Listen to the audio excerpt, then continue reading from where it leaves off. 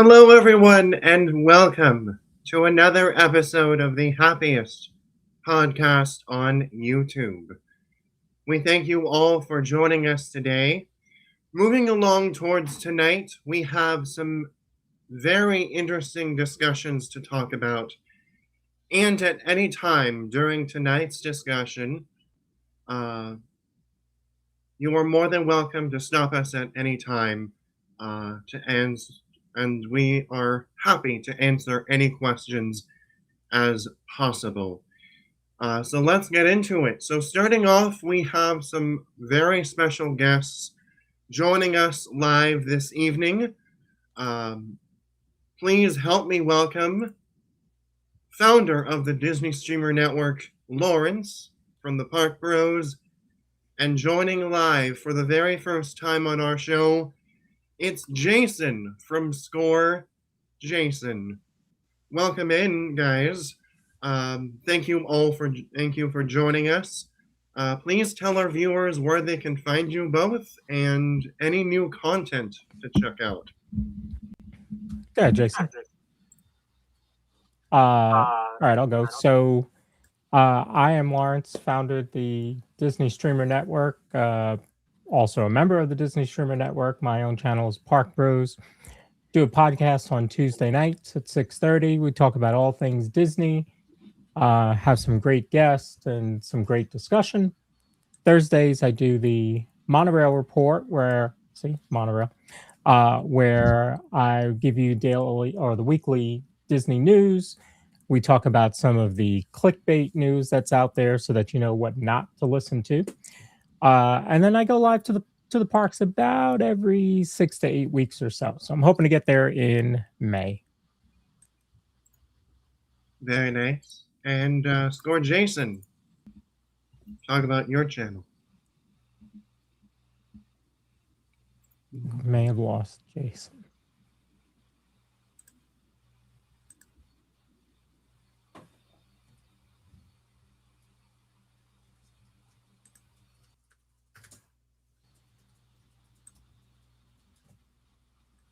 I'll let him know.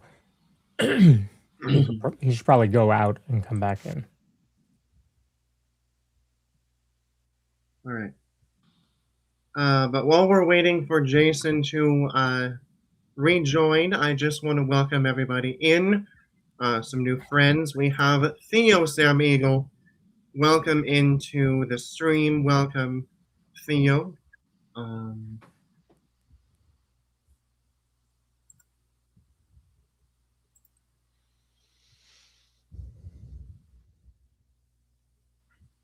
Let's see.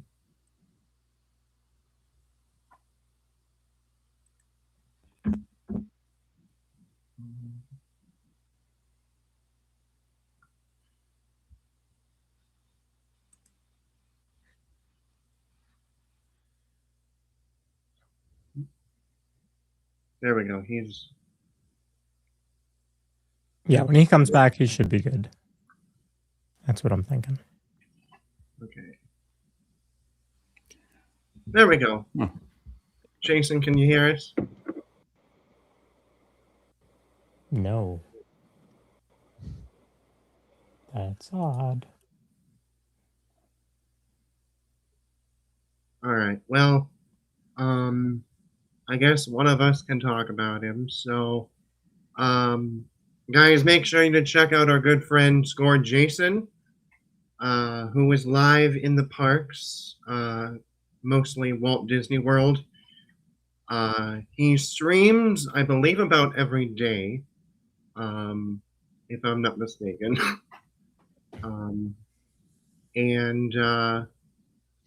make sure you guys check him out. And supposedly he'll be live tomorrow afternoon, so over there at the Magic Kingdom. So make sure you guys check out our good friends. So let's get started, shall we? So we've already welcomed Theo Sam Eagle. Got Disney with Matthew in here.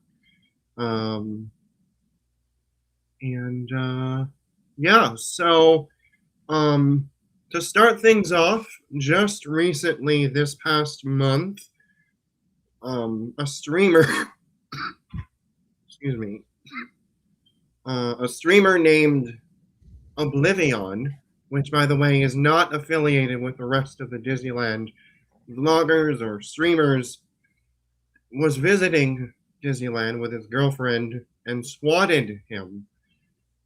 And this is a quote from, um, excuse me, TMZ that, let's see.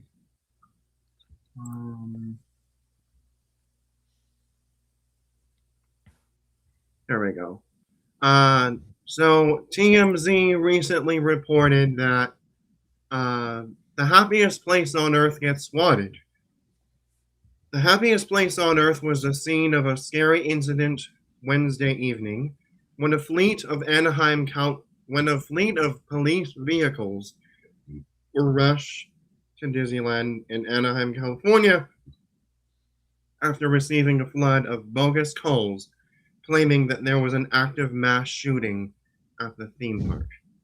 And this is credit to Lugas on Twitter and also Disney Scoop guy Matt for posting the TMZ article saying that some Kirk Nation member who was viewing a Kick streamer named Oblivion who was visiting Disneyland with his girlfriend and swatted him, where the streamer ending up getting permanently banned from park properties. So, what are everyone's thoughts on all this?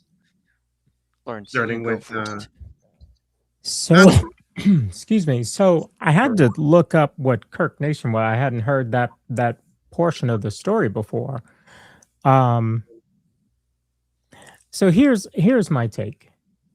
APP mentioned this is not a Disneyland streamer. This is not a Disney streamer. This is not a Disney Streamer Network streamer. This is a live streamer on Kick. And I'm not trying to disparage other platforms, Kick, Twitch, TikTok, they're all out there. We tend to live on YouTube. Sometimes there's a different audience out there on some of these other platforms. And some Kick and Twitch is more gaming than YouTube is. And so you tend to have a different audience. And I think that when you have a different audience, you have different streamers and you have a different content and you have a different way of how you stream. And sometimes it tends to be more about the clicks and the views and the donations than it is the community. And I think that that's a huge difference because he got swatted, which shouldn't happen. That's the same thing like yelling fire in a theater. That is against the law, and whoever did that needs to be punished. However that's to be dealt with, that needs to be dealt with because you caused a lot of issues with park personnel, cast members, guests,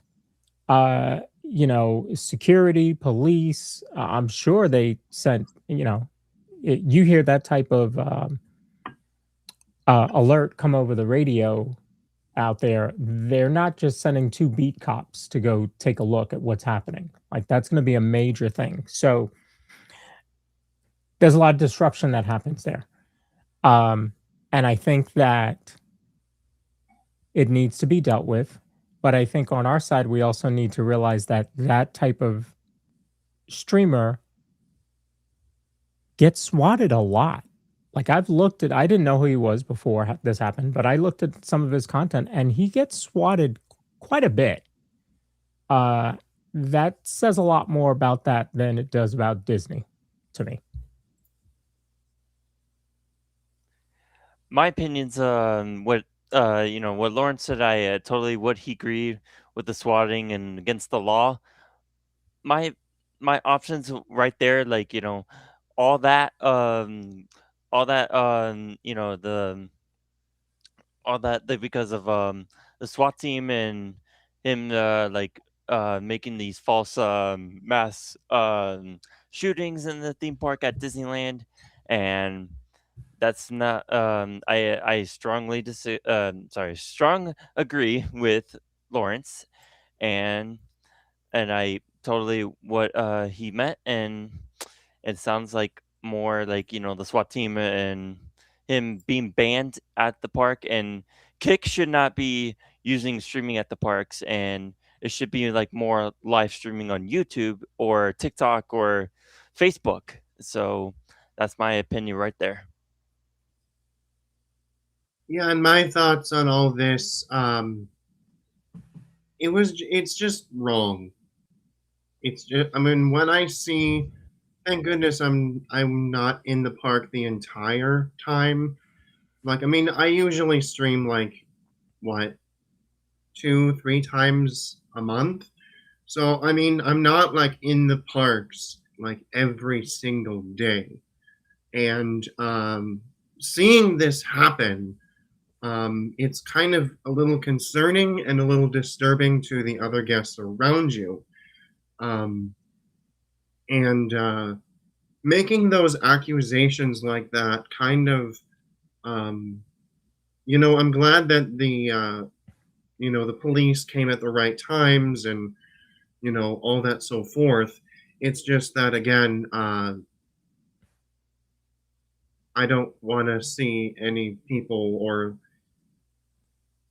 especially live streamers, especially not affiliated with Disney, do that stuff um, because of that. So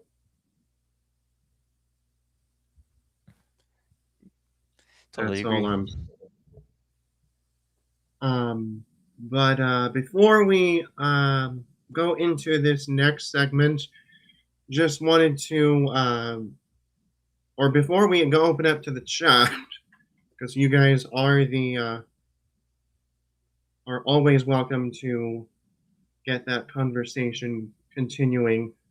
Just wanted to welcome in some new friends joining. We have Shirley Renee, welcome in. We got Patrick Julian, good to see you as well. And Spring Blossom Fairy, welcome in. Shirley Renee says that Oblivion guy is annoying. Absolutely. And we got Jason. No, so hopefully he should hear us. And hey guys, can you There hear we me? go. Hopefully you can hear me. Yes. We can hear you. We're good. So Jason, we were not sure what happened there. So Jason, we were talking a little bit about the swatted situation before. So what are your thoughts on all this?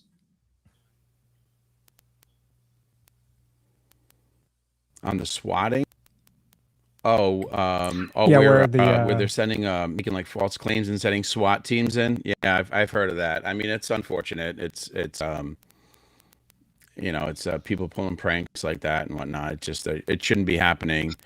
And there's more to it than just thinking that you're being funny. All right, you're sort of messing with people's lives here, and you're disrupting a business where other people are trying to enjoy themselves, and all of a sudden they got SWAT team showing up. So totally not cool. And I honestly have no issue with whatever extent of the law comes down on the people who pull these pranks. Just shouldn't be happening. Messing with people's lives, it's not funny, and you're disrupting a business, and it's not cool. So whatever they decide is the right punishment, I'm all good for. Absolutely. Patrick Julian says, I agree with Matthew and Lawrence and UAVP. I think Oblivion, for example, gives us that are responsible and a bad name, and he is abused. Absolutely. We also got some new friends joining as well. We got Jalen, and welcome in. Appalachian Adventures says hello. Frozen Theme Park Guide, hey there, good to see you, my friend. Let's see. Nigel, hey there, good to see you. This is in California, that this situation. And then Walking with Sunshine, welcome in. Good to see you. Great friends joining us. All right, so before we move on, James is funny. Sorry. before we move on, Jason, why don't you introduce yourself and about your channel? Tell you about my channel? Sure. Yeah, I stream mostly from the Disney parks on this particular channel. It's Score Jason on YouTube. Been doing it for just over a year now. Started slowly, just kind of getting my feet wet a little bit. And then by May or June of last year, I started going regularly 3 times a week, 4 times a week. And by September, I was, 6 to 7 times a week, going almost every day. It'd actually be rare that I had a day that I wouldn't go. And that's kind of changed over the last 2.5 months. But it's going to be back on track here starting next week. So, so and I enjoy it. This channel is strictly for the live streams now. I did try to make it to a kind of more of an all-encompassing stream, but apparently the algorithm doesn't like that. So I'm listening to the algorithm, and I'm just kind of making this channel all about live streams. And I love going to the parks, obviously mostly Walt Disney World parks, but that's where I'm based out of. But I love going there, and I love the community that we have on our channel, and it's really them that make it. I just like going there and hanging out, and having people hang out with me in the chat, and we just have fun together, and it's great. So and I'm happy to be bringing so much joy to a lot of the people who come and hang out with us. So it makes a lot of fun for me. It makes it easy for me to do. Very nice. So going on to the next topic, and All right. oh wait, it's Matthew's turn. Sorry. Yeah, no worries. All right, for our next topic, this is a credit to Inside the Magic, which recently has been getting a whole bunch of fake news from earlier this month that Disney World and Disneyland to ban live streaming from the parks. Any thoughts, APP or Jason or Lawrence? I'll I let think you we'll guys start go off first with- because I'll. We could be here till tomorrow if I go. Yeah. I think we'll do Jason first. Well, I mean, it's I've on my channel, this kind of come up a couple times. I just had an incident last week at Star Tours, and I think that was more related to the cast member not kind of understanding like what I was doing. First of all, she called it a selfie stick, and but if you look at Walt Disney World in particular, it's even in the pre-show announcement that you cannot live stream the new Zootopia show in Animal Kingdom. So, and I was told, I asked the cast member because I heard it, and I said, "Hey, listen, is this the policy?" They said, "Yes, no live streaming during the show." So I didn't argue with it. I walked out of the theater, no argument. I'm out of here. I'm not going to disrupt anything.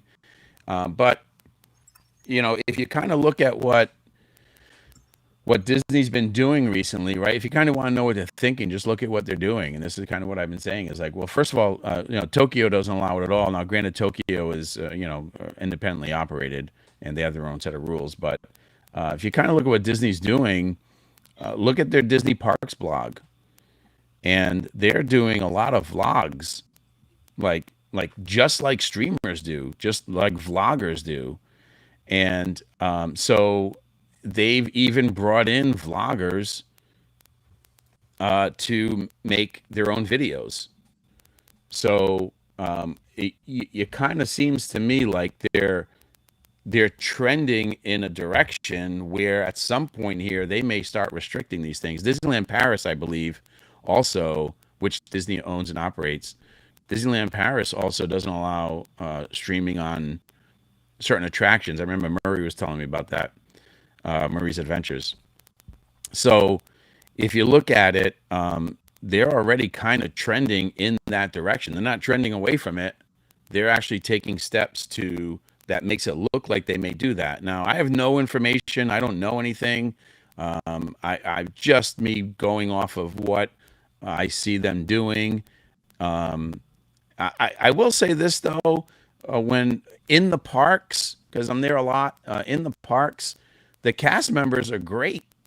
Like they recognize us and recognize what we're doing, and they understand. Like if I ask for can I sit in the last row on Pirates of the Caribbean?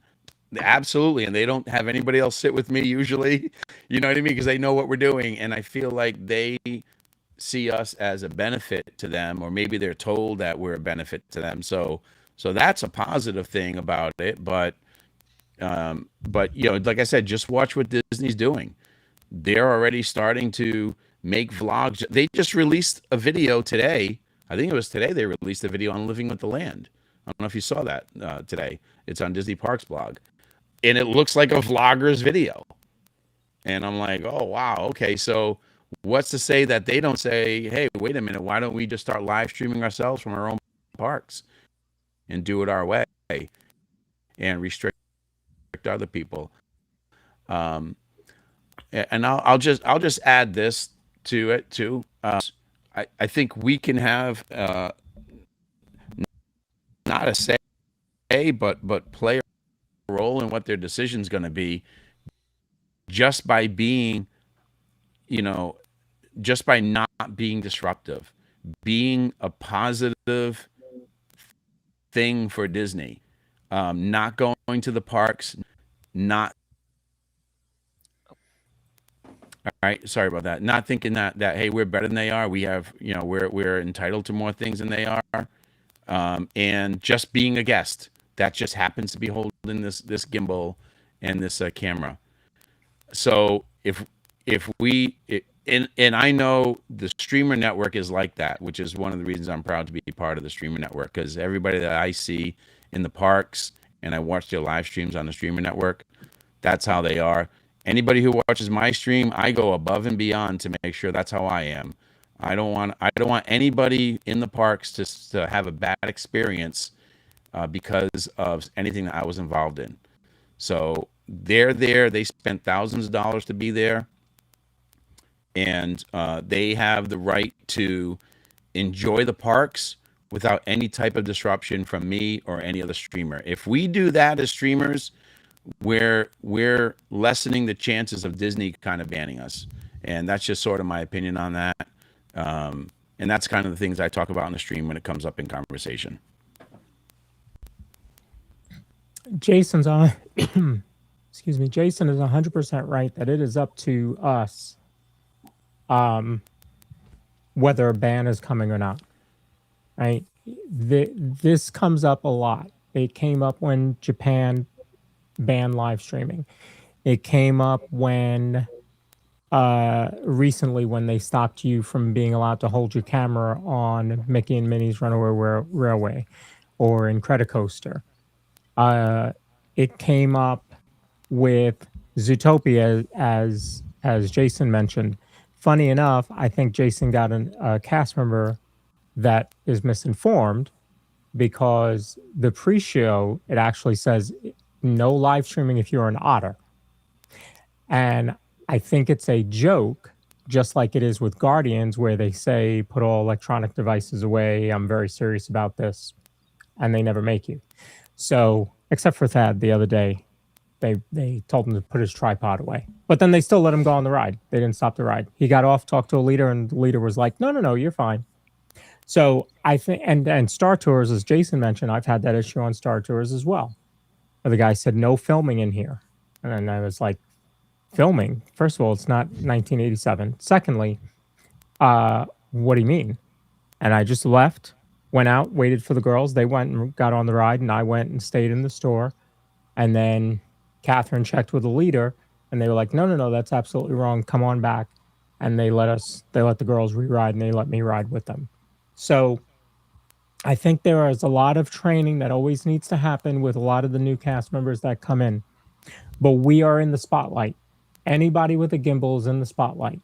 Whether your gimbal is horizontal, whether it's vertical, doesn't matter. Whether you are FaceTiming and you just happen to carry a gimbal and you're just FaceTiming with your parents back home, it doesn't matter. You are in the spotlight because you have a gimbal in your hand. The question is, like Jason said, how loud are you? How disruptive are you? Right? A lot of us use microphones. I don't. I just use my phone, but my phone is like right here. I don't talk during a ride. Most of us don't talk during the rides. We don't talk during the shows because I might be able to hold a conversation on my monorail report for 36 minutes, but I'm not more entertaining than seeing Haunted Mansion or seeing Small World or seeing, Tower of Terror. That's what's important. The park is the star. And as long as the streamers remember that, then there should not be any issue. Where we do see the issues is the streamers that think they are the star and they need to turn the camera on themselves every 13 seconds and they need to talk to other guests and do things that disrupt the daily business. As Jason said, this is a business. You start messing with their money, they're going to mess with yours. We are a benefit to Disney, no question about it. But Disney is a benefit to us. And so as long as we have that partnership and we work well together, there shouldn't be an issue. But as soon as you start doing things that mess with Disney's money, they'll be messing with yours. Yeah, I couldn't agree with Lawrence more there. And it's actually, touched on a couple of things that I'm kind of passionate about. And anyone who watches my streams know whenever I talk about this, I get a little passionate about it. When you said that, when Lawrence said that, it's not about us. We're not the star. The parks are the star. Now, granted, people will watch our stream because they enjoy our personalities, right? Or they won't watch us because they don't like our personalities or whatever it is. But it's not about us. They're watching because they're Disney fans. They're Disney Parks fans. Now, if we so if we're constantly turning it on to us and making the stream about us, you're not focused on the parks, and at some point you're a disruption to guests in the park. And so I couldn't be more passionate about that. And I agree with Lawrence wholeheartedly on that. And I wish I do see other streamers who do that, and I'm not going to call out names or anything like that, but that's just not the way I operate. And and I'm not saying I'm better than anybody else, but I just think there's a right way to do things. I don't want, how do I say this? I don't want Disney's eyes to be on me or any streamer because we enjoy doing it. And if we're causing a disruption, their eyes will be on us and it only goes downhill from there. So sit back, enjoy the parks, make it fun for your viewers. But remember, the park is the star. I couldn't agree more with Lawrence on that point.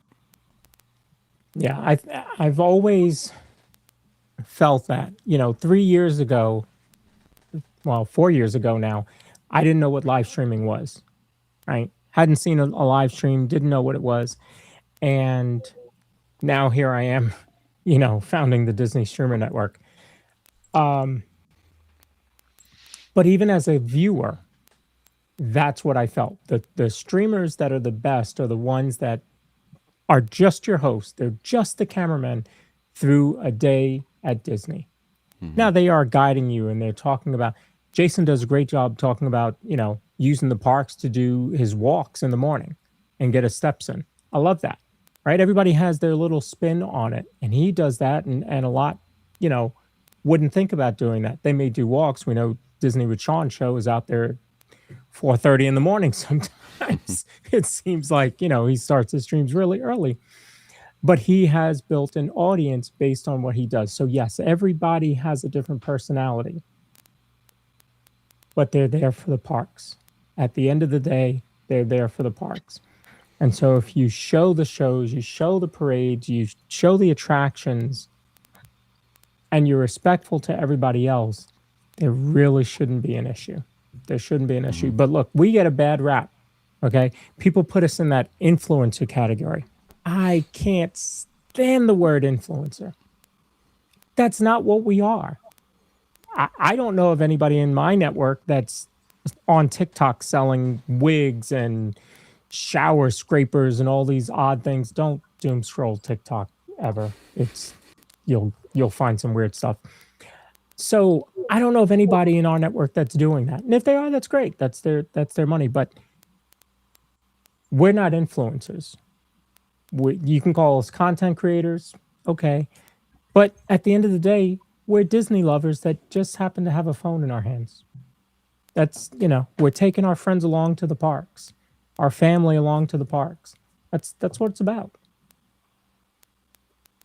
Absolutely. And my thoughts on, I mean, I pretty much agree with you guys, you, Lawrence and Jason, that, I mean, as soon as like you turn on the stream and, other people see you, like holding this in your hand with your like phone here, I mean, you're basically like in their park, and you are pretty much in Disney's area, pretty much. And I mean, as Lawrence quoted earlier, I too say hi to cast members. I mean, cast members are truly the best people out there in all Disney parks, and I mean they love it. See, it's free advertising, especially what Lawrence mentioned yesterday while he was in Magic Adventures, is that the free advertising is what I think most of us streamers pretty much do. I mean, what if you're in, like, for example, like Michigan, like Patrick, and can't go to the parks that often? What do? Turn on a live streamer from whether it might be Disneyland, Disney World, Disneyland Paris. It's, I mean, free advertising for everybody. So it is, you're right. It's certainly free advertising for Disney. And, none of us collect the check from Disney for being in the parks, showing the parks, talking about the specials that are coming up. I mean, on the podcast or the Monorail Report, I talk about every special that's out there, every promo for dining, for the resorts, for ticket specials going on, everything that they have coming up in the parks, the whole Cool Kids Summer. I want people to know that they can go to Disney and not think that they have to spend 10 grand to go, right?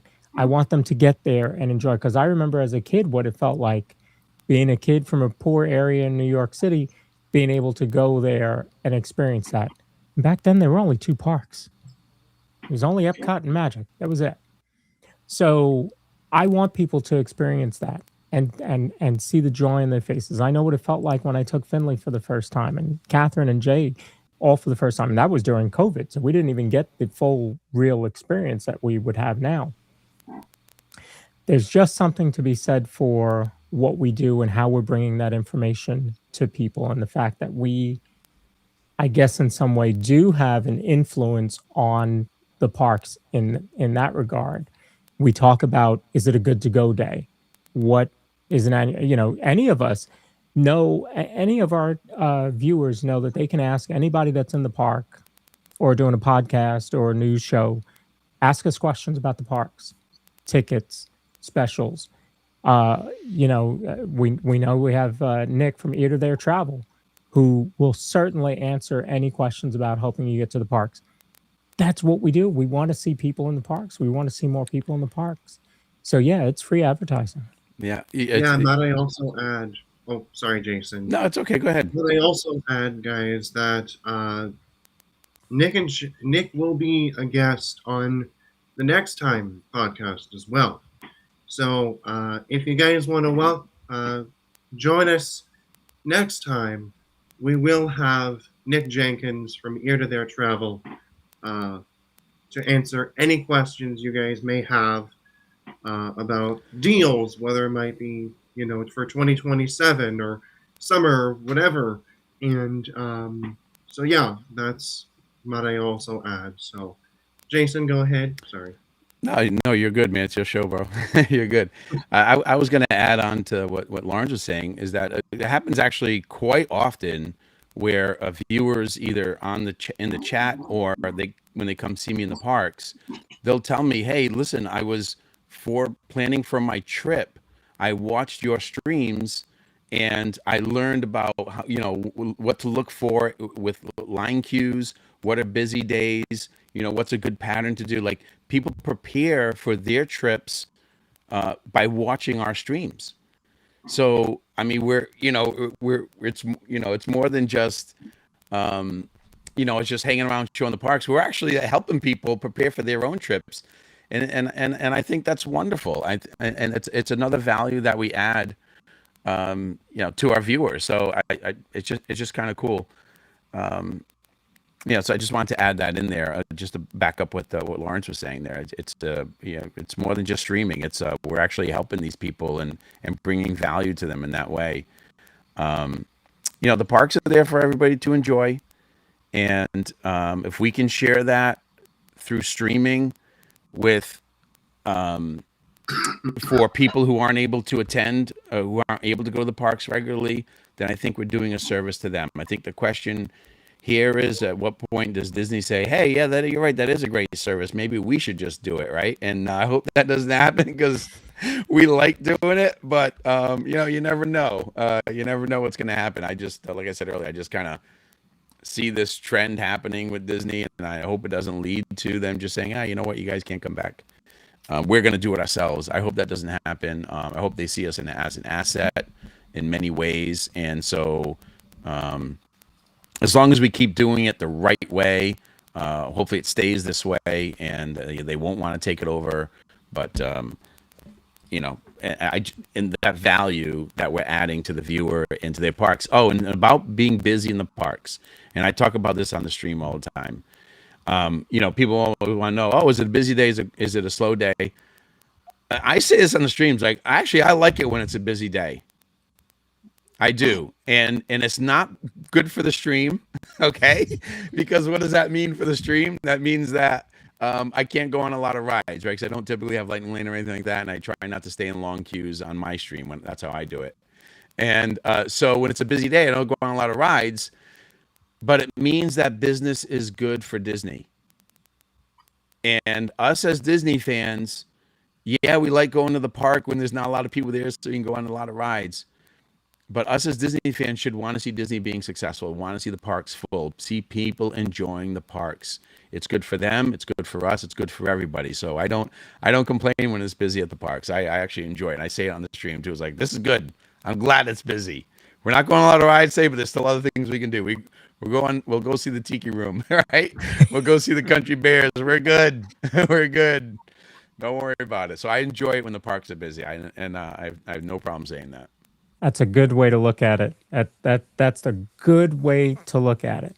And not only that, but it's different energy, right? When you have that many people watching Happily Ever After and you're standing there in the middle of all those folks, and you know that there's a lot of people that are seeing it for the first time, and the kids are, screaming and hooting and hollering, and they're probably on the dad's shoulders because that's what happens. But you know that they are enjoying it and you feel that energy. So yeah, I think that makes a lot of sense to think about it that way. When the parks are busy, it's good because that means business is good. Mm-hmm.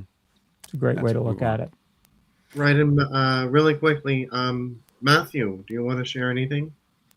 Yeah, I 1,000% agree with all three of you. Is what you said about like banning, sorry, not banning, about like enjoying these streams with the viewers, with the guests, and showing them like the walking tour and of the park and navigating and showing all the rides. And I 1000% my opinion with that, because uh what um one of my favorite one of your things on stream, like my favorite is like Guardians of the Galaxy, and same thing with mentioning about that, the issue with his tripod and all that, because it's like kind of like the cast members like have kind of like sort of an issue with that. And that does happen, and but it is rare, and Jason pointed out a couple of them: Zootopia, Star Tours. I mentioned Guardians. I'm trying to think of any of the others. I mean, those are really the ones. I've seen it on Rise of the Resistance every now and then. But you're not getting stopped at Country Bears. You're not getting stopped at Hall of Presidents.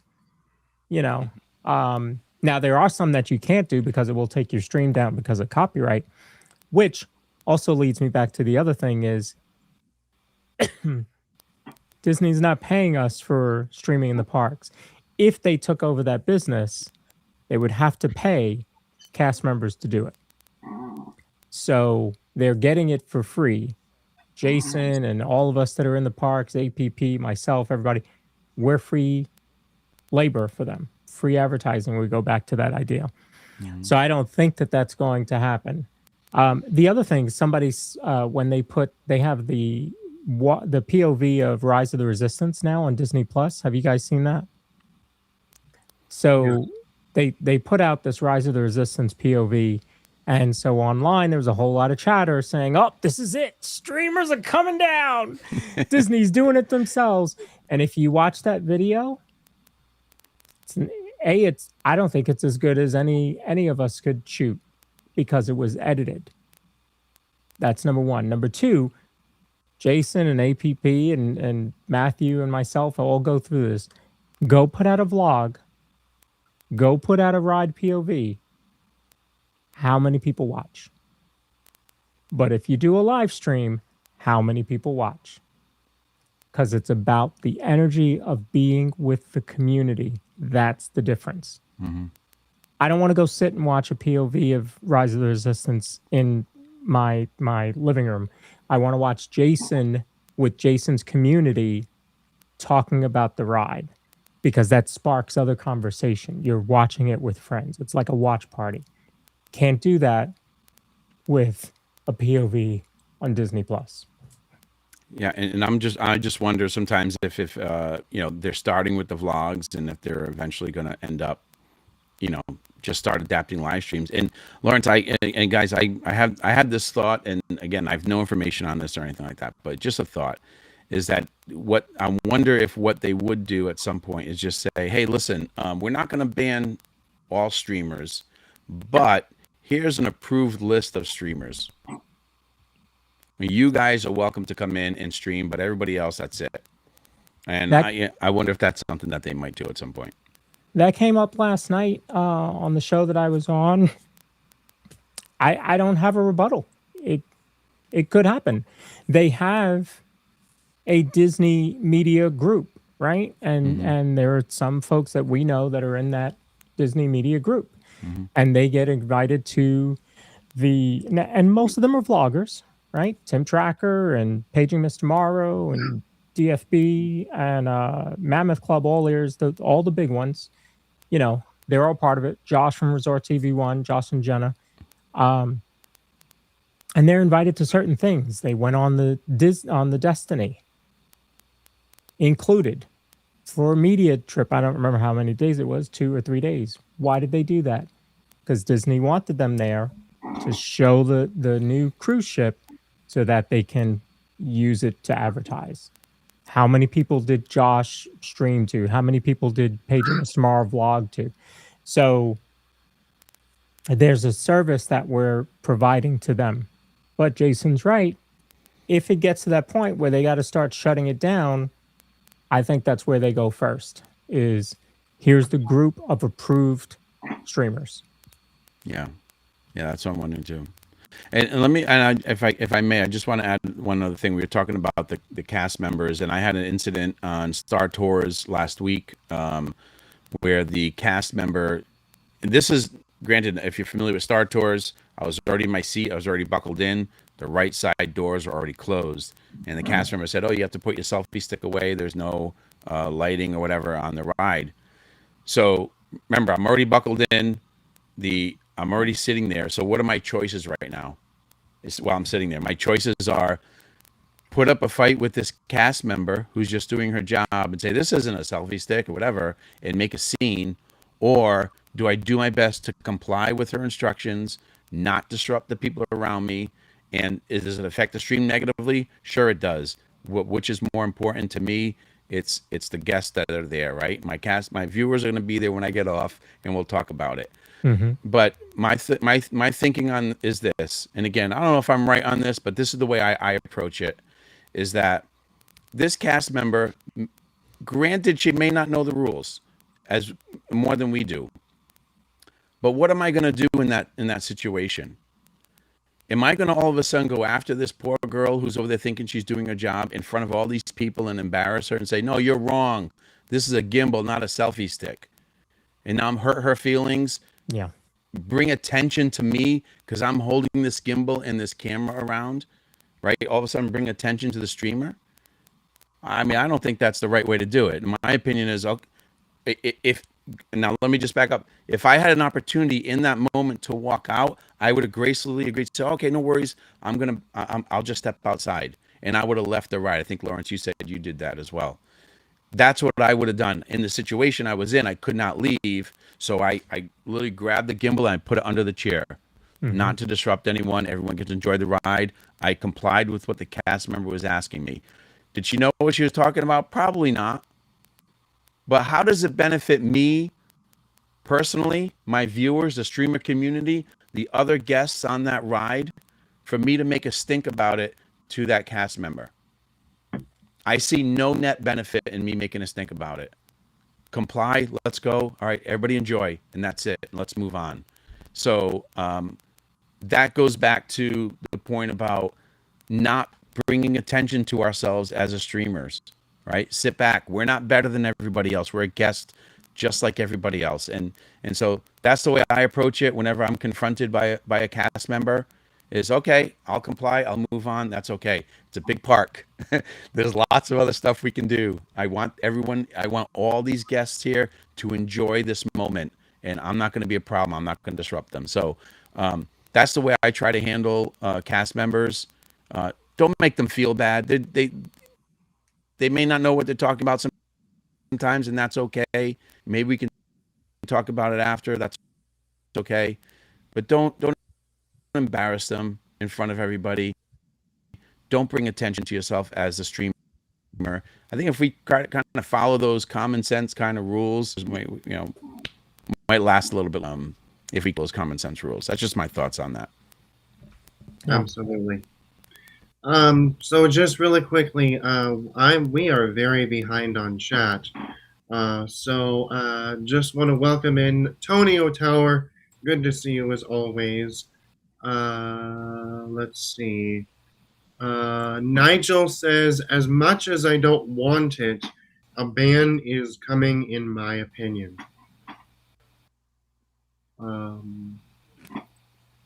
Let's see. Murray's Adventures. Hey there, good to see you. We were just talking about you, Murray. Patrick Julian says, I learned that Inside the Magic is clickbait news. So please don't follow that. I agree, Patrick. And that is why I just, brought it up as well. Patrick, did you learn about that on the Monorail Report?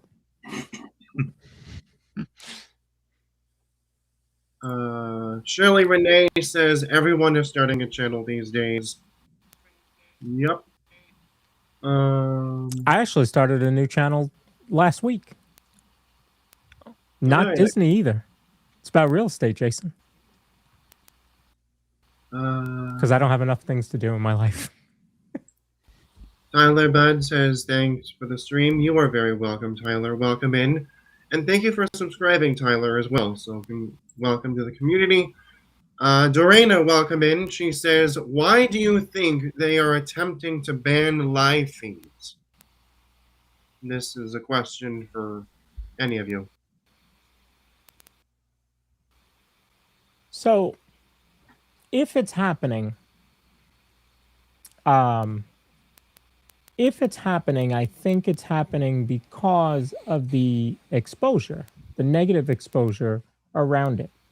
So you have the swatting incident in California. There was, I think it was last year or the year before that, there was another streamer, not a Disney streamer, but another streamer in Disney World who was thrown out of the park and banned because he had this huge camera equipment and a whole entourage, and they were stopping people in the parks and kind of interviewing them man on the street type. That's an issue because you are disrupting the guest day.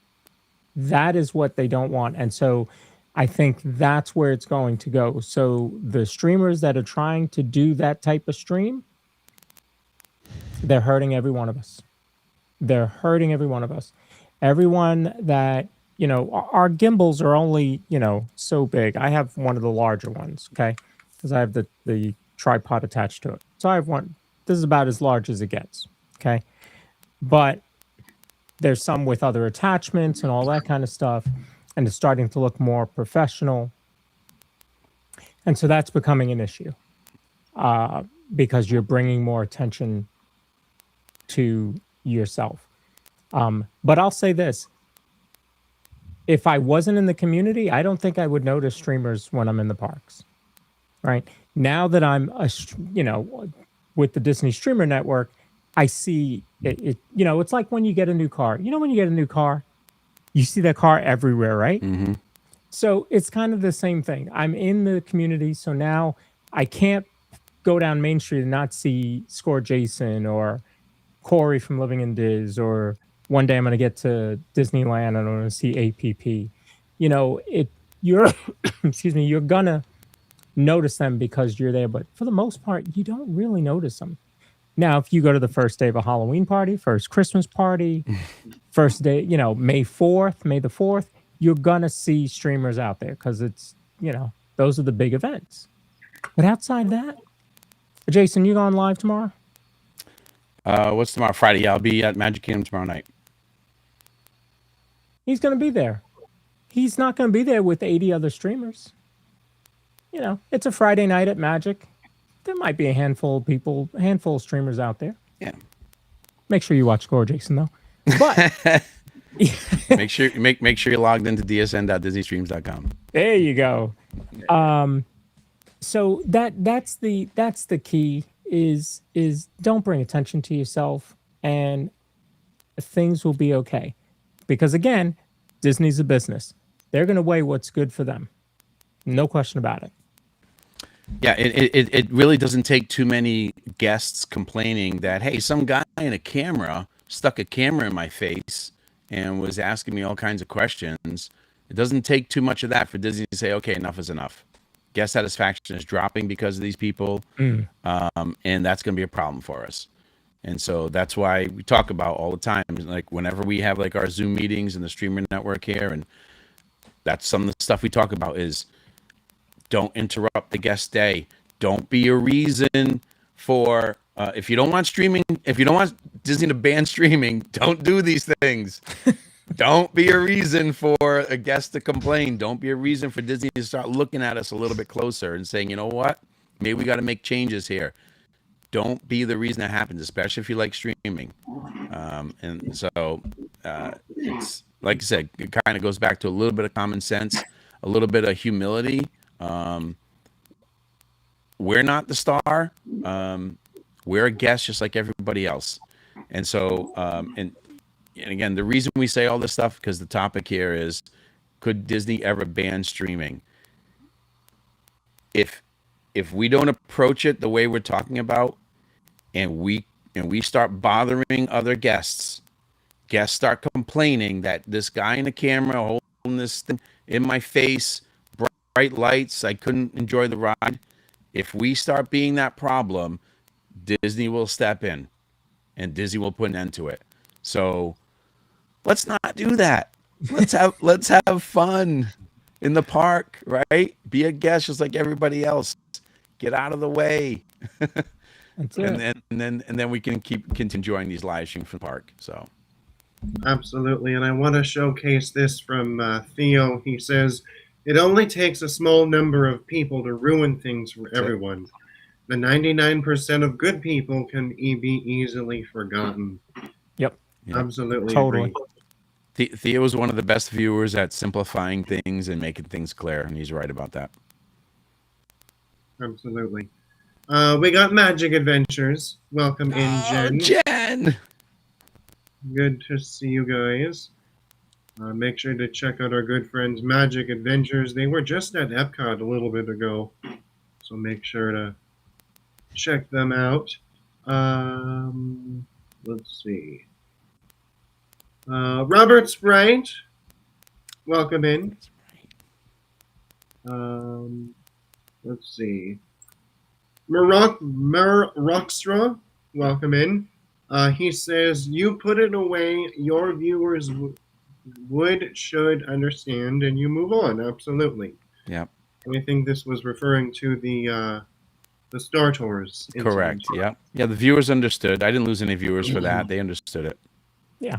It's 4 minutes, 5 minutes, whatever it is, Fine. and keep going. He also says, I would likely just assume it's someone on vacation that's taking some video of their visit and ignore it. But like Lauren said, since I know y'all exist, I'll see you." Mm-hmm. Absolutely. David T, welcome in, buddy. Let's see. Nigel says, "Wait till Disney finds out their parks are being used for commercial purposes when some streamers get thousands of dollars in super chats per stream." So, can I address that? Please. Oh dear. First of all, who's getting thousands of dollars in super Right, chats? not me. I wish. 'Cause I need to know what they're doing.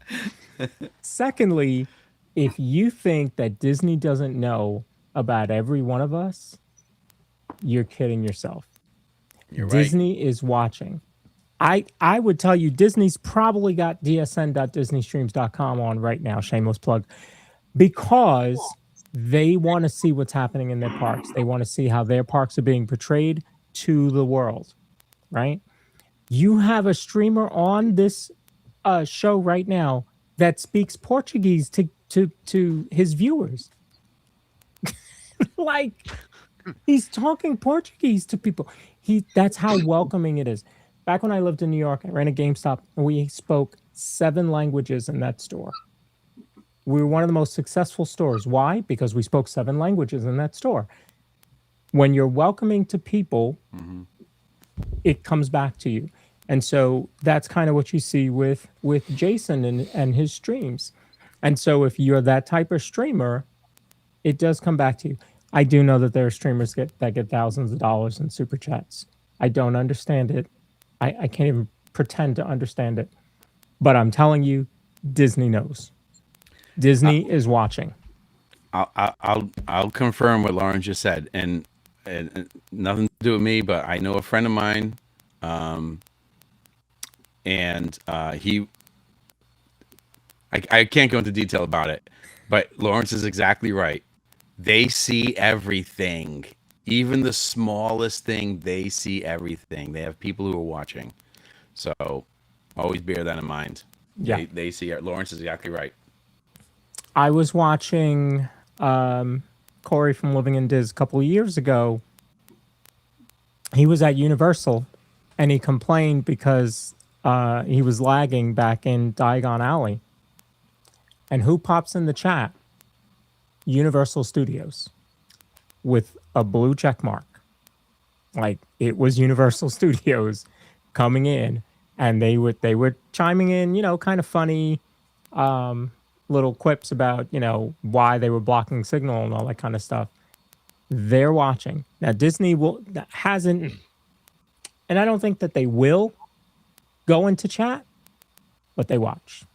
No question. They want to see. They want to see 100%. who's portraying them, how they're being portrayed. They want to know. 100%. Yeah, and we should all, while we're live, bear that in mind. And how you conduct yourself, while we're streaming, because they are watching. That is 100% they're watching. Even if they don't watch it live, they'll go back and watch the replay. But they are watching. Yeah. And let's not forget, they get the copyrights from the That's right. from the streams. That's right. So they're making money on that side too. You're sharing revenue. Oh, Yeah. all right. Right. Funny True. enough, most of the music in Disney is not copywritten by Disney. Mm-hmm. It's freaking Universal. UMG, Universal Music Group. They own like 80% of the music in Disney parks. It's wild.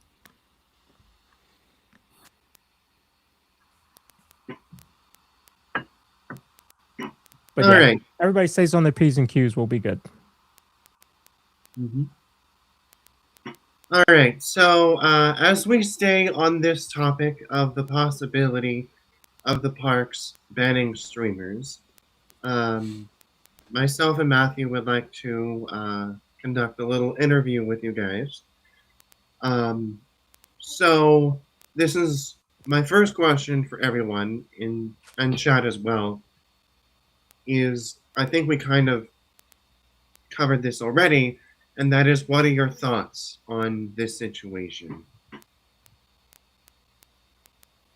My thoughts will be like, if they ban streamers, one thing I have to say, like, I will not stream in the parks, and I'll do the rides and all the shows and do the characters.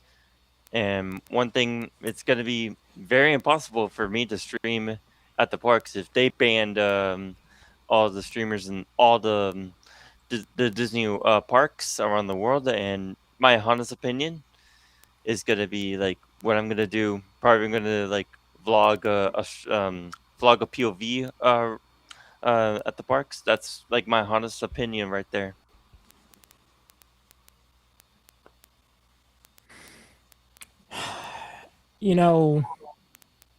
I said it earlier, 4 years ago, I didn't even know what live streaming was. And now on my YouTube account, I don't know if you guys know you can do this, but on your YouTube account, you can go and you can get kind of snapshot of history of how much YouTube you watch. I actually watch 27 hours of YouTube a day. 27 hours of YouTube a day. The majority of it is Disney, because I'm watching on the multi-view on DSN.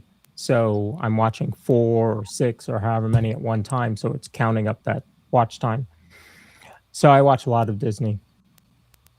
I don't know what I would personally do if live streams went away, because I'm not a vlog watcher. I don't know if any of you are, but I tend not to. I want to see it live. I want to interact with those. Listen, there are times when I'm watching a Mets game. By the way, they won 2 in a row. Yes.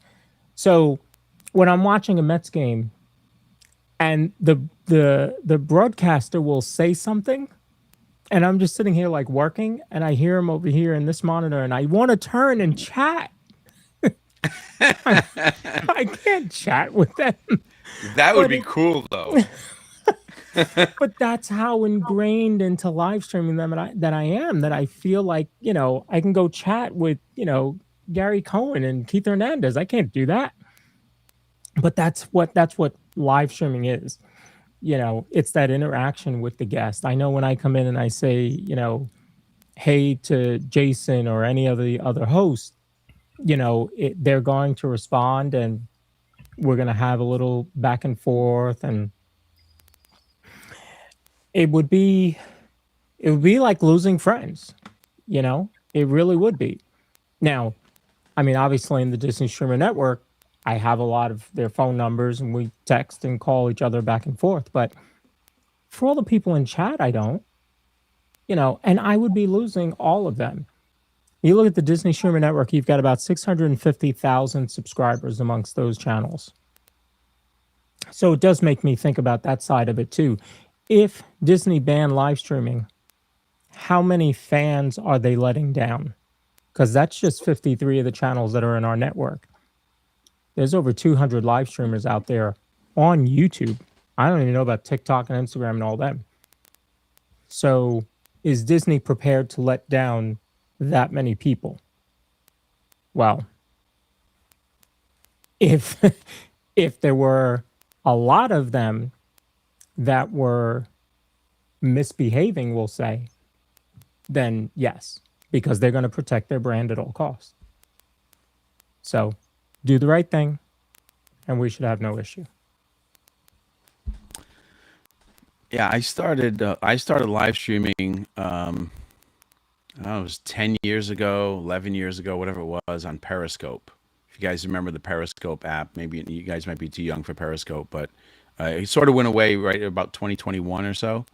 What it is it actually bought by Twitter, and if you ever go on X's platform and live stream, that is Periscope.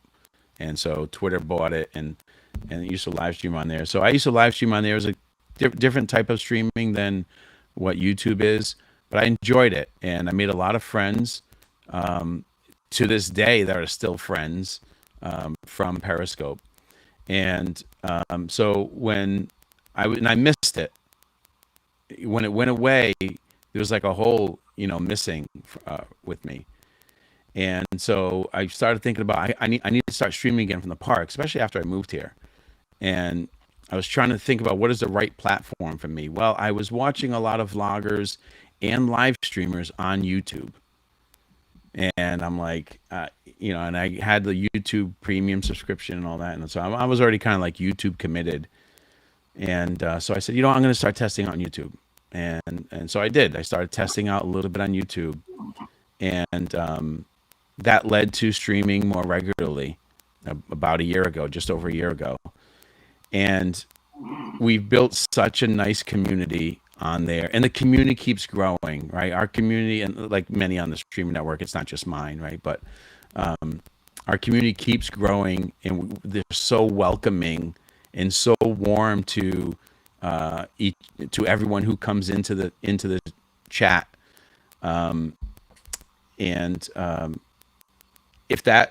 If I was to lose that, it'd be like losing friends and family again, for a second time.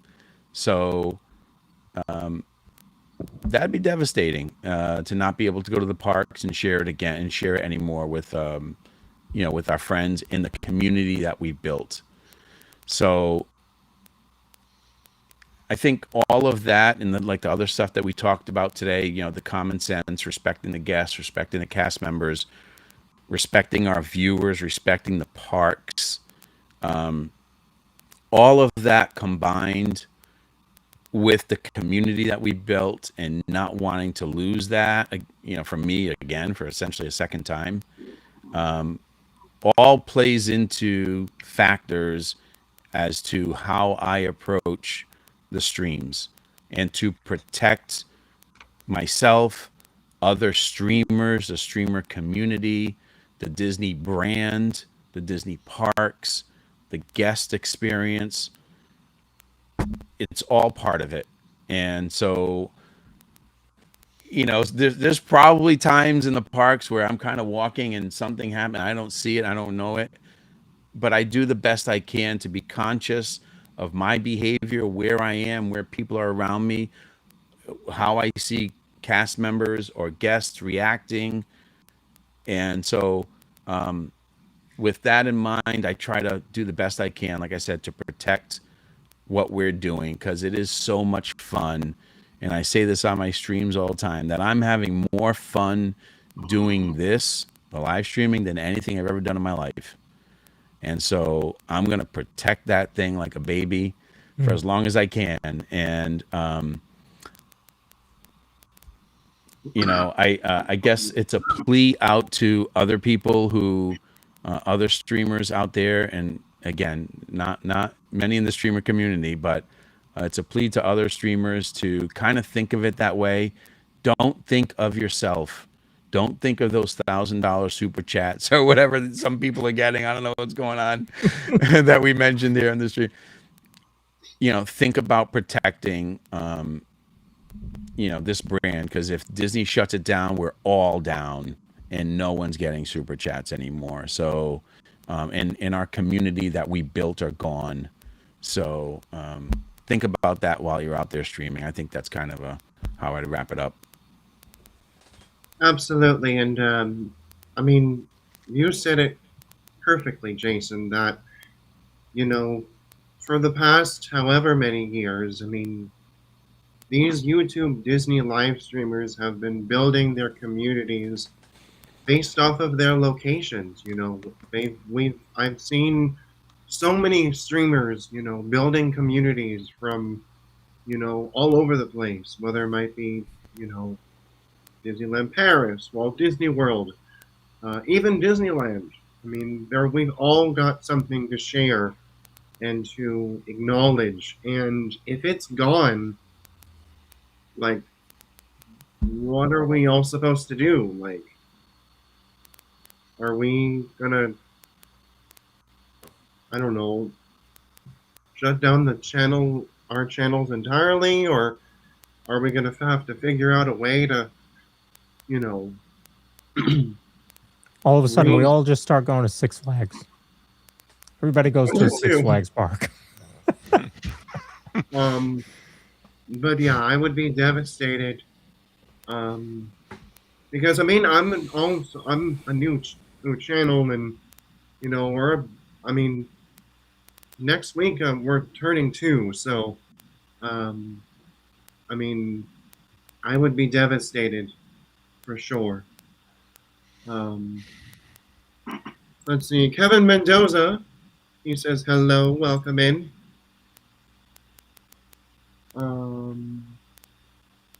Let's see. David T, have a good night. He says, folks, I need to call it a night. Sorry, I've been going since 5 a.m. on my end. I've been going for another early morning in a few hours. Have a great night. Sleep well, David T. Nigel says, it's gone 5 a.m. I'm here too. Good night, all. I will be tuning in later for Jason. Good night, Nigel. See you, bud. He's in the UK. Tyler says the streamers have brought this on their own self. The streams are formulatic only to pop a number. If it were a non-commercial and more an artistic expression, it would be easier to allow to continue. I agree, Tyler. All right. So I think that wraps up the chat here. Matthew, next question. All right. Each of you, if Disneyland or Universal Studios Hollywood, or even Walt Disney World restricted live streaming tomorrow, what actually changes for the average guest?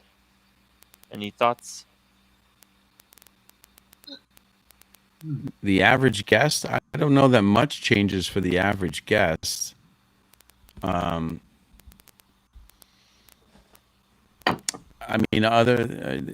Assuming that the quote unquote average guest being someone who doesn't watch live streams, right?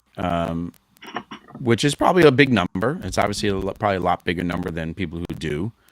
But I don't know that it changes for them. I think a lot of them don't even notice it. Like Lauren said earlier, I don't even notice that we're there. But there are a lot of guests who do watch, and a lot of Disney fans who maybe they don't attend the parks because they can't, but maybe they buy the merchandise, or maybe they subscribe to Disney Plus, or they engage with Disney in other ways, and the streams help bring the parks to them. So I think it would affect those Disney fans, and that's a smaller number, but there's also a larger number of viewers who do become guests and get excited about becoming guests. This is actually a great point. And Lawrence, you've probably seen this. I'm sure, like the other channels do too. You won't believe how many times on my streams that viewers who are watching the stream, watching us have fun, seeing me in the parks, watching the fireworks shows, the parades, how many times they jump in the chat, say, we just checked, we weren't planning on going till next year, we just looked and found a deal for October and we're coming down in October. You mean to tell me that's not good for Disney? That's great for Disney, right? Where people are watching our streams, getting excited over, by watching it, whatever that we're showing at the time, whatever it is, and they're like, man, we got to get down there. And they look and they book a trip that they probably weren't going to book if they weren't watching.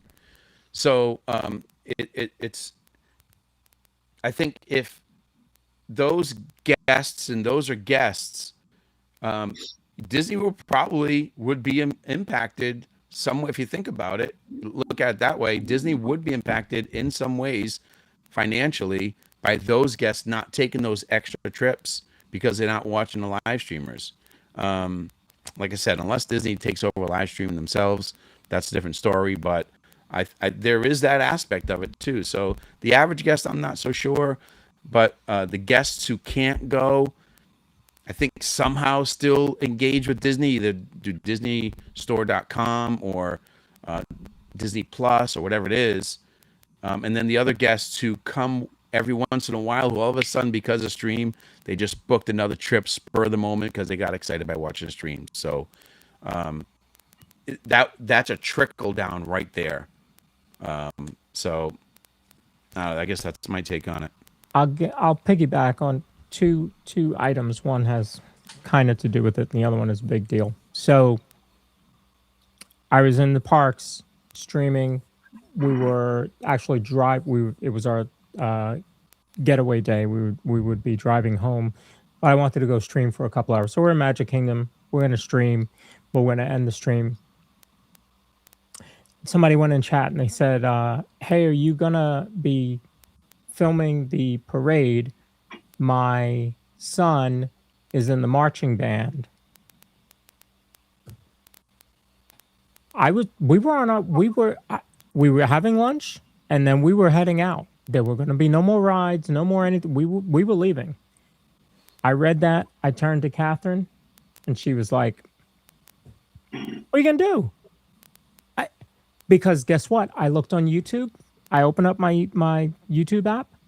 There was nobody at Magic Kingdom but me. I was it. If I didn't stream, that mom didn't get to see her son because she couldn't afford for the whole family to go. She could only afford to send her son. Boom. So Catherine left. She went, because we're at Pecos Bill, she went and filmed it at Frontierland as they started. I went and filmed Grayson at Casey's and then waited for them to get there and then filmed it there and then followed them all the way down to Town Square. If I wasn't there, that mom did not see her child perform. And there's so many times when we hear, it tends to happen with the parties, Christmas parade, the Boo-to-You parade, where there's some family member of a cast member who's in the parade.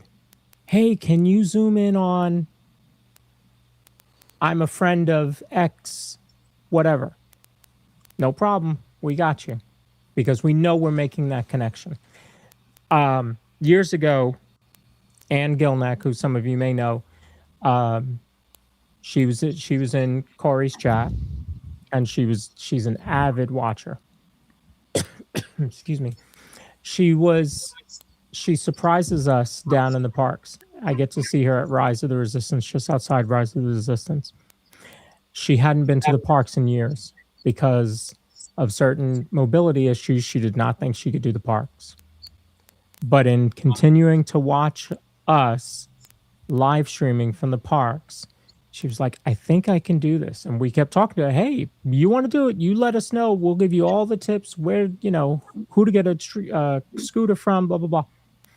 And she went to the parks. Now she's an annual pass holder and goes by herself often. So yeah, we do make an impact when it comes to getting folks to the park, whether it's, you know, like Jason said, they're experiencing the busy times, the how to navigate the parks, what's the best thing to do. Thad does this thing he calls rope drop, where he gets to the park like when it opens. I don't know what that's about. You know, and so you start to understand how to work the parks, and all of a sudden you feel more comfortable. Okay, we're gonna do this. We're gonna get to the parks. We're gonna go. We're gonna be there for five days, and we're gonna have a good time because this streamer or that streamer are showing us what it's like. So I think we do provide a service to the community. Yeah, and really quickly, kind of the same story, Lawrence, that I had a viewer on my stream when I think it was when we showcased the double paint the night parade, and or no, it was before that or whatever. It was some parade or some stream that I went to go to paint the night. And I had a viewer saying, "Are you guys watching the second parade?" When coincidence, I was actually running to that spot, and yeah, and then pretty much like after the parade, she was like, "Oh, thank you so much. I really appreciate it," and it kind of made, you know, my night because someone wanted to go see, you know, paint the night when, you know, coincidence, we were going there anyways. Yeah. So, I had one the night that my own channel hit 10,000 subscribers. I'm standing in Epcot, it's my favorite park. I'm standing in World Celebration Gardens, which I love. And some lady comes in chat, I'd never seen it before, and she says, is that the Connection store behind you? And I was like, no, because Connections is the eatery, Creations is the store, it's over there. What did you need to see something? And she was like, well, my daughter's working and I haven't seen her in a couple months. I was like, okay. Gone. Gone. I was like, what's her, I don't know what she looks like, right? She can't send me a picture. So what's her name? She tells me her name. I go inside and I've got the entire store looking for her. All the cast members are looking for her. They finally find her. She's beet red from, you know, blushing and being embarrassed. I was like, I have your mom. She's right here. She wants to say hello. She misses you. You know, where else do you get to make those connections? It doesn't happen. It doesn't happen. So yeah, we do a big service, and it's those, you know, we get, just like Jason said, you know, and APP, it makes our night to have stuff like that happen. It really does.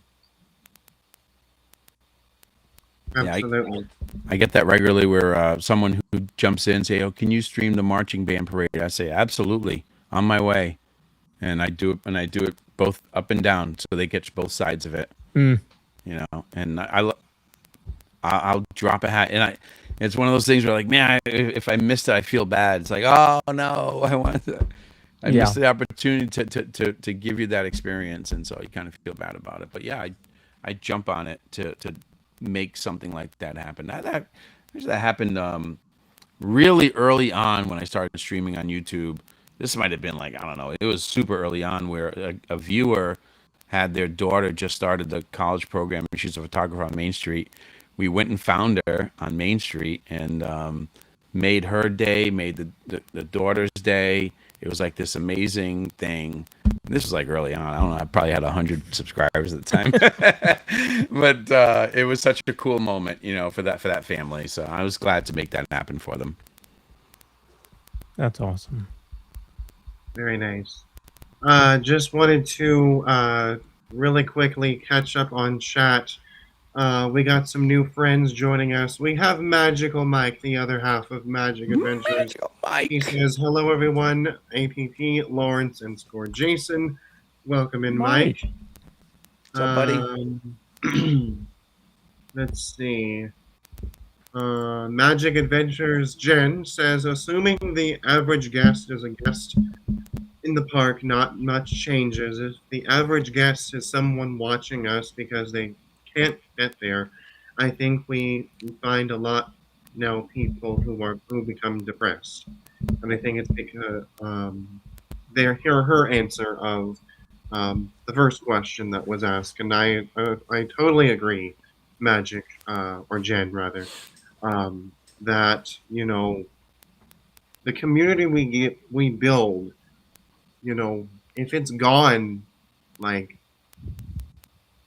what happens to the friends we made or anything like that? Because I mean, it's all about community. It's all about you know it's pretty much amazing.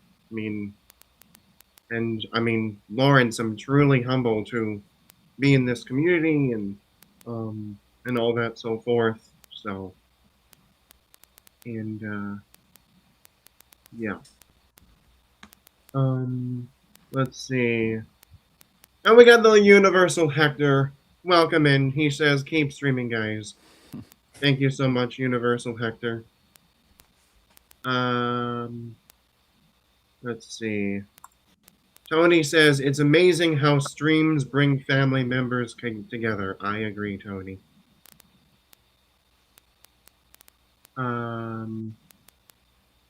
Let's see. All right. So, next question, and that is for Lawrence. Do you think live streamers are being quietly evaluated the same way influencers were years ago, leading to future restrictions? So yeah, we kind of touched on this. I think Disney media, Disney marketing is watching our live streams. I think Universal, or I know Universal, watches our live streams. They're probably upset that we don't stream from there more. Well, if you let us stream more of the rides, we would. Yeah, that's it. But I think there is some quiet evaluation going on. I'm sure that there's some hate watching going on, from all of us or on all of our streams as well. We're in a category that can be controversial. Disney itself is controversial. An almost 50-year-old guy walking around a park by himself is controversial. I don't understand why Walt Disney told us that the parks are for everybody. He didn't say it was just for parents. He didn't say it was just for kids. It's for everybody. So, he himself would sit on the bench and just people watch. Like, calm down. But yeah, there's certainly evaluation. Absolutely.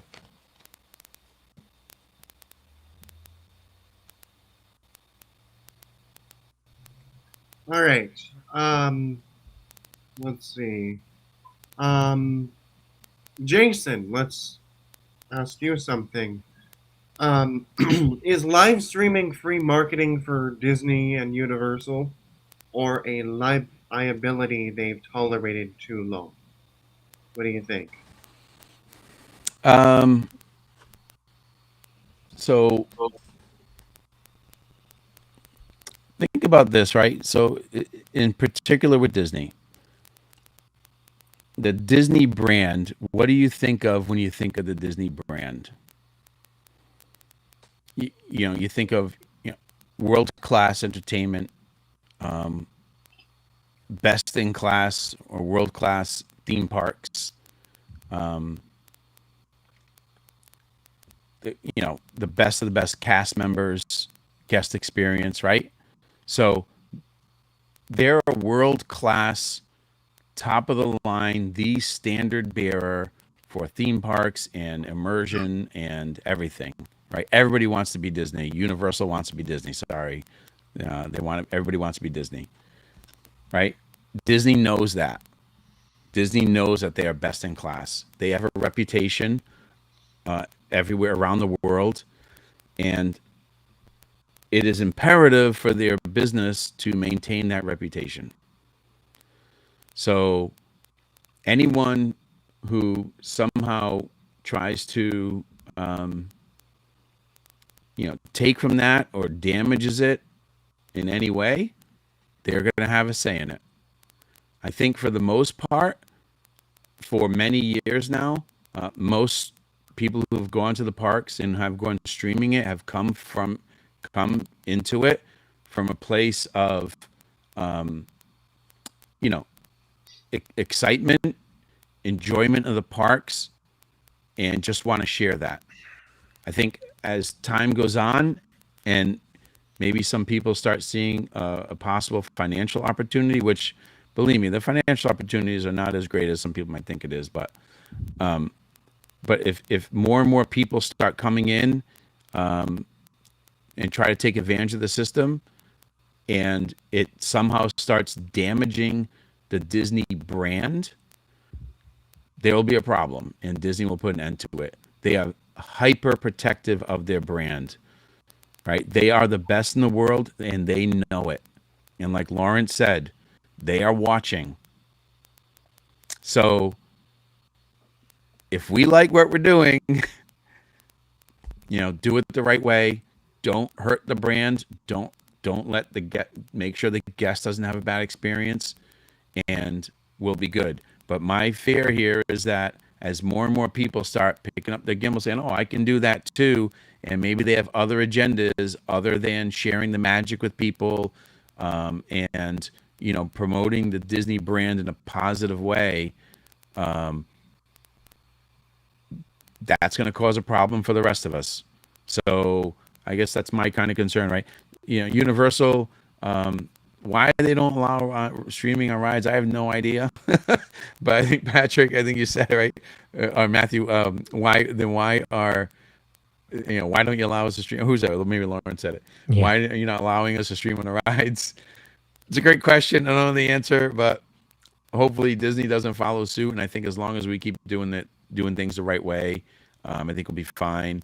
But I just think that, like anything else in numbers, as the numbers grow in terms of numbers of streamers and people think they can do this, at some point in there, somebody's not going to be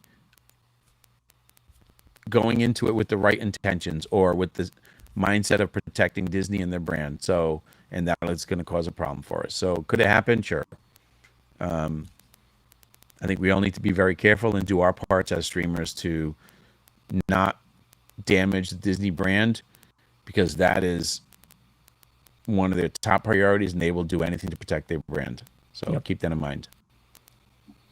Absolutely. Matthew, what is the next question? All right. The next question is for Lawrence. Lawrence, on the flip side, how has live streaming helped the guests, especially those who can't visit in person? Well, I think being in a Disney park, there's a couple things, right? We experience all the emotions, joy, sadness. Look, just go watch Luminous. You're gonna get the entire thing, okay? Like joy, there's a death scene in a fireworks show. Like, are you kidding me? Mm-hmm. But if you pay attention to that show, you have that death scene and it brings you down, and then it's almost immediate. It's like, well, nope, here we go. We're going to rise back up. They're trying to tell you a story. The nostalgia factor, right? We remember the first time we went on X ride with Guardians. Still does it to me. I remember my annual pass holder previews for Guardians. So that's what we experience when we're in the parks. And so those that are sitting at home get to experience that all with us as well. And you have many more people. I'm sure Jason sees it. I'm sure APP gets it as well. There's so many people that say, I wish I could get there. And for whatever reasons, they can't. Finances, health, whatever. And we're able to bring the parks right to them in a way that a vlog can't do, in a way that old pictures can't do, right? You can't hear the Space Mountain tunnel music. You can't hear the Great Big Beautiful Tomorrow and Carousel of Progress in a picture.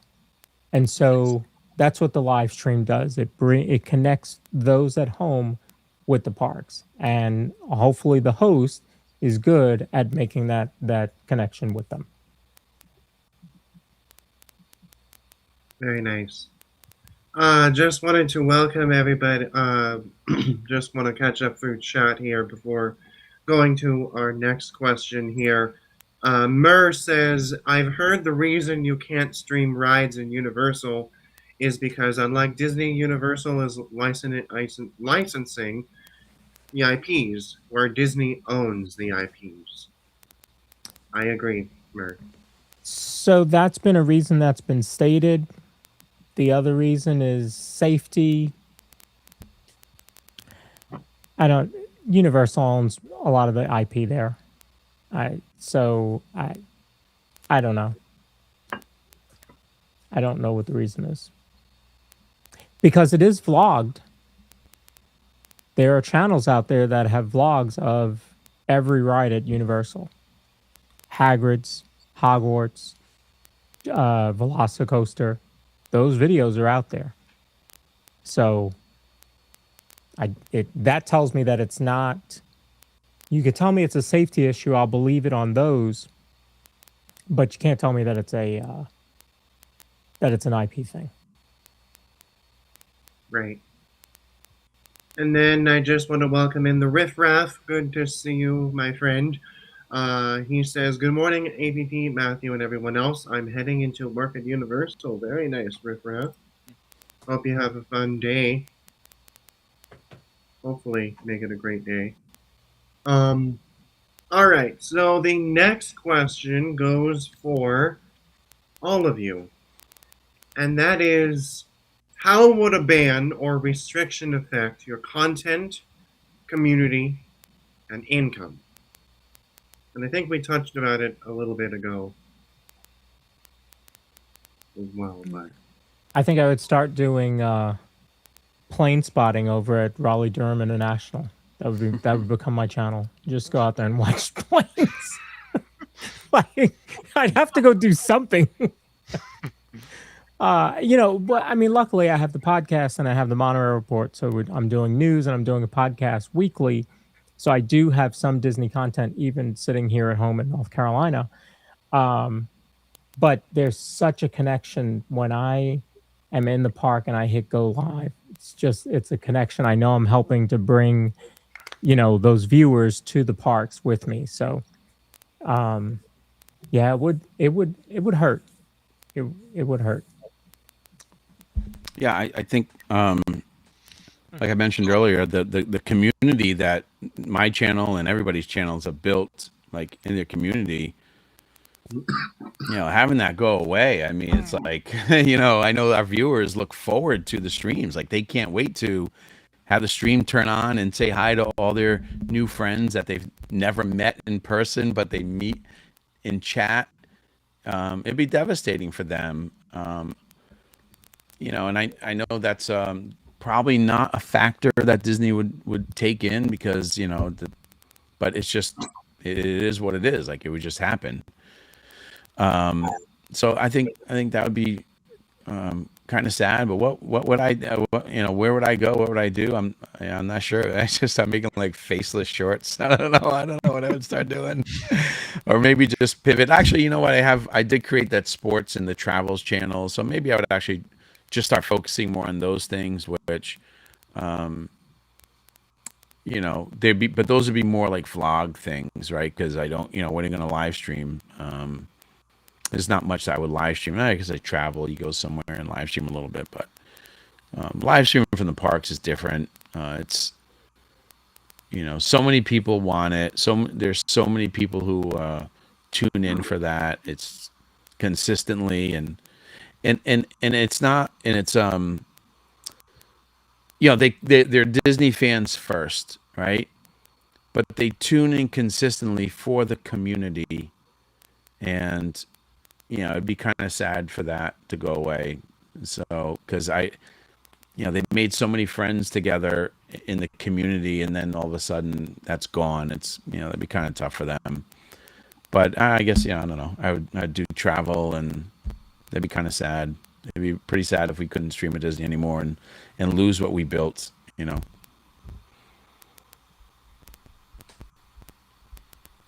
All right.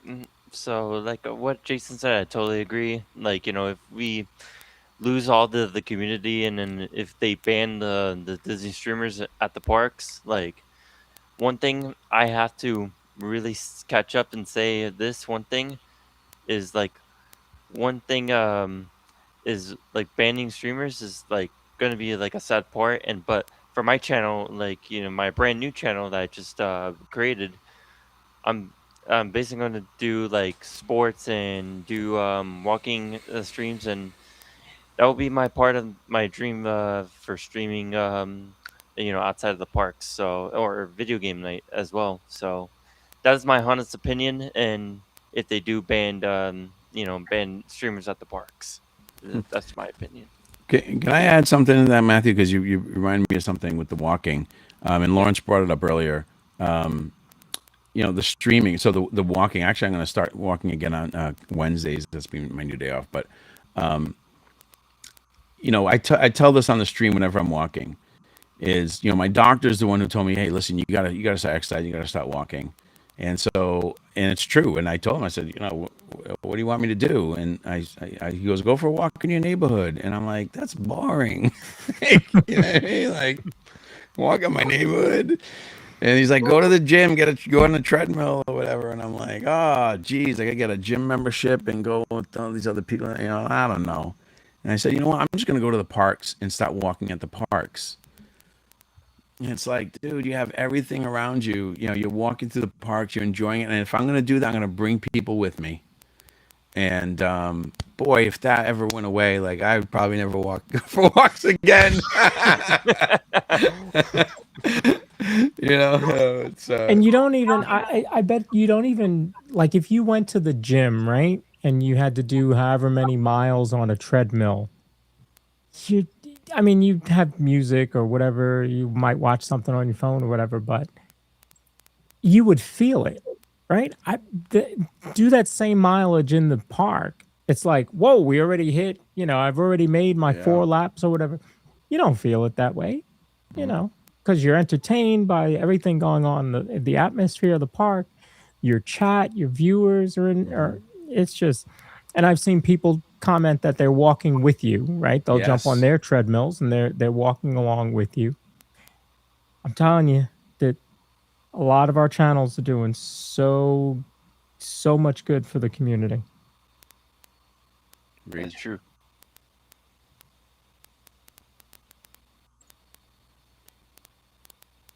All right. So, last question for all of you. How do you see theme park content evolving over the next 5 years?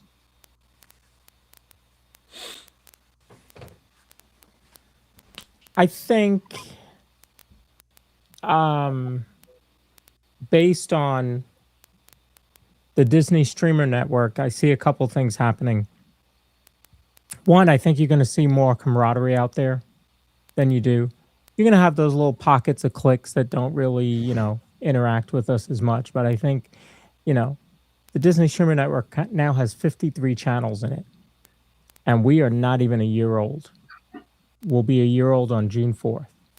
And we already have 53 channels. So I think that's going to continue to grow. And I think as that grows, you're going to find a different energy. You're going to find that viewers share that streams share viewers, which also means that they're sharing communities. And all of a sudden, these communities, you're finding, a viewer that normally watches only that streamer, but they happen to just come over and watch this streamer, and they find all their other friends there too. And now it starts to grow. So I think that's number one. I think the other thing is, I think you're going to find that SRT streaming, I know I'm getting real technical, but you have a lot of people that are doing SRT streaming now. So that's like Thad and myself and Blake, Sierra, and Corey are all, and Park Pass TV. They're all doing SRT streaming, which allows you to do overlays and graphics and wait times and that kind of thing. And I think as that starts to evolve, and that's going to become more of the norm. And lastly, I think the vertical is also going to be much bigger, where we can now multi-stream to TikTok and YouTube and Twitch and everything else. And so I think you're going to find even more of a community out there.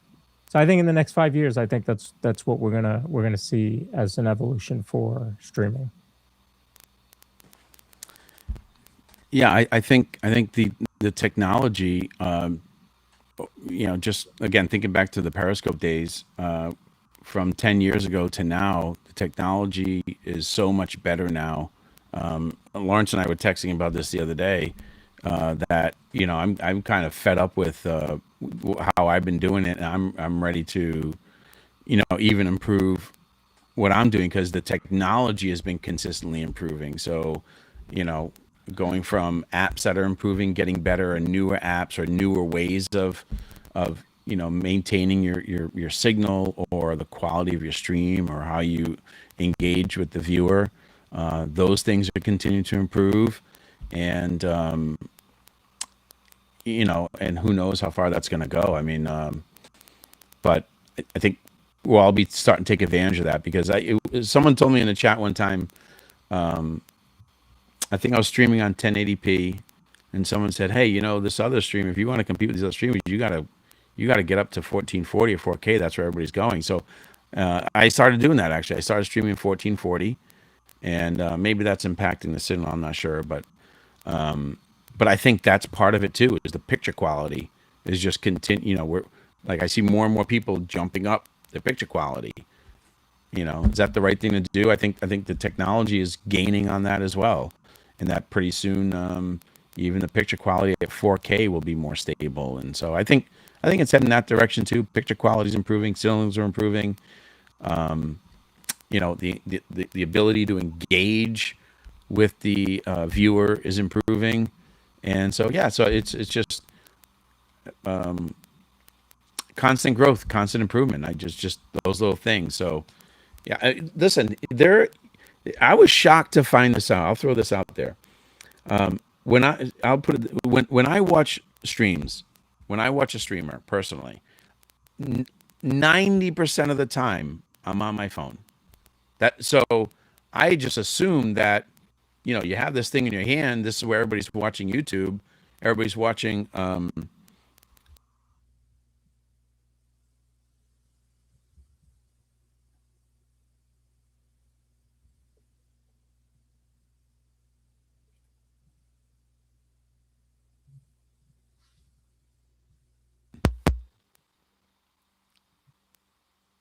So I hope you guys can still hear me. I got a message here, but so that tells me that in more and more people are getting 4K TVs. So if we're now able to start streaming in 1440 or 4K, now they're utilizing the capabilities of their television. I think people are going to want that. So I think that's another big thing that's going to happen over the next 5 years, is the quality of the picture is going to drastically improve, and what people are going to expect going forward as far as viewers go. So, and we have to adapt to that, which I'm already starting to, and a lot of others are as well. And let me say though, I don't care if you're doing 8K, 120 frames per second. If you don't have the personality to host, and you don't have the community in the forefront of your mind, doesn't make a difference. Doesn't make a difference. Keep the parks as the star. Know that you're the host. Know that you've got to move the conversation, and know that the community is first. If you do that, he's right. I mean, 1080 is now like, okay, great, whatever. Yeah. There's 1440, there's 60 frames per second out there. Does make the parks look big, especially when you're watching fireworks and all that. So I get it. but you have to be engaging. You got to be engaging. Yeah, So, and I'll just back that up just a little bit more. And this might be a little bit off a topic, but I think it's relevant to what Lawrence is saying there, is that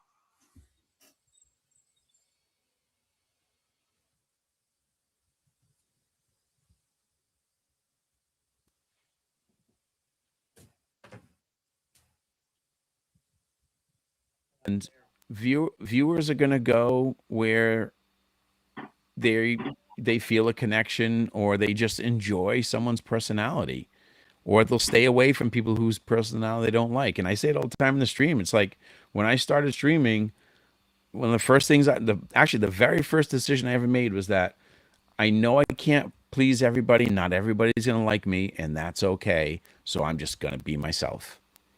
So when I'm streaming, I'm myself. I know people tune into my stream. They don't like the way that I talk. They don't like that, I don't go on like some of the bigger roller coasters, whatever it is. That's fine, but I know other people do. And so the beauty of the network is the variety of personalities. So I just tell people all the time, is when they ask me about streaming, I say, just be yourself. Just be yourself. People will like you or they won't, whatever. Be yourself, enjoy it, and people will come along. If people see that you're engaging and you're enjoying what you're doing, people will follow you. So I couldn't be agree with that genuine, more. right? Be genuine, yeah, absolutely. Absolutely. Just wanted to catch up with the chat here. Let's see. Riffraff says, "Pray for me. It's grad bash. Thousands of high school seniors heading out while I go in. Good luck." Let's see. Absolutely, Riffraff. He says, "That's where I came from. One streamer found others." I mean, you guys. I mean, you guys, introduced me to your followers, and that's where I find so many other streamers, and especially through the network as well. And we keep finding each other through these live streams, and I think that's kind of the beauty of live streaming. Is I think one of us said that earlier, saying that it's part of friendships, and the friends we make and all that so forth. And so I think it's the beauty of streaming as well. So Doreen says, "Good night, fellas. Great conversations. Keep on doing what you're doing, Jason. Keep on walking." Good night, Doreen. So good to meet you. Thanks, Doreen. That's All my right. that's my aunt. Is it? Oh, really? Mhm. Yeah. Alrighty.